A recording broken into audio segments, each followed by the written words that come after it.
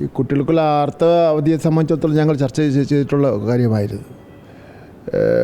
അത് നമുക്ക് ഒരു പ്രഖ്യാപനം കൊണ്ട് മാത്രം പരിഹാരം കാണാൻ കഴിയുന്ന ഒരു വിഷയമല്ല. അപ്പോൾ അത് പ്രായോഗികമായി നടപ്പിലാക്കുമ്പോൾ ഉണ്ടാകുന്ന പ്രശ്നങ്ങൾ സ്കൂളിലുണ്ട്. പഠന ദിവസത്തെ സംബന്ധിച്ചിടത്തോളം അങ്ങനെ പല പല പല പല കാര്യങ്ങളും ഇതിനെ ഉണ്ട്. അപ്പോൾ അതുകൊണ്ട് തന്നെ ഞങ്ങൾ നേരത്തെ ചെയ്തത് അതിനെ സംബന്ധിച്ചിടത്തോളം പഠിക്കുന്നതിന് വേണ്ടി പിന്നെ SCERT ചുമതലപ്പെടുത്തിക്കൊണ്ടുള്ള ഒരു തീരുമാനം എടുത്തു. അതിൻ്റെ പഠന റിപ്പോർട്ട് പിന്നെ SCERT ഉണ്ടോ ഇല്ലയോ എന്നുള്ളത് എനിക്ക് അറിയില്ല. അപ്പോൾ അതുകൊണ്ട് തന്നെ ഞാനത് പിന്നെ ഒരു പ്രതികരണം അത് യെസ്സോ നോയോ എന്നുള്ളതിൽ നടത്തുന്നത് ശരിയാവില്ല.